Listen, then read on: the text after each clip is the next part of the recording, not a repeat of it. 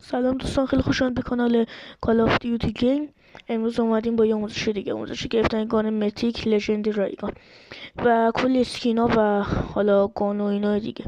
و چجوریه کال آف دیوتی توی ورژن جدید یه قابلیتی گذاشته که میتونیم با دریافت کردن همین سکایی که شبیه روشون گان لژند، اپیک یا حتی اسکین و حتی چیزای دیگه هم میتونین بگین، یا حتی کارت طلایی رایگان میتونید بگید با دریافت کردن این اما. حالا این اما چجوری ما دریافت کنیم؟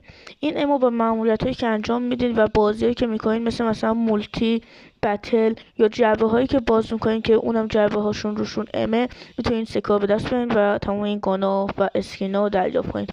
خیلی کار راحتیه و اینکه کال آف دیوتی دیگه خیلی راحت کرده. فقط یه مشکلیه، این گانای لژند رو فقط یه روز میتونید نگه دارید، اما بقیهش رو مثلا اسکین و گانای اپیک و اینا میتونید تا ابد نگه دارید واسه خودتون. کانال ما رو سابسکرایب کنید. خدا نگهدار.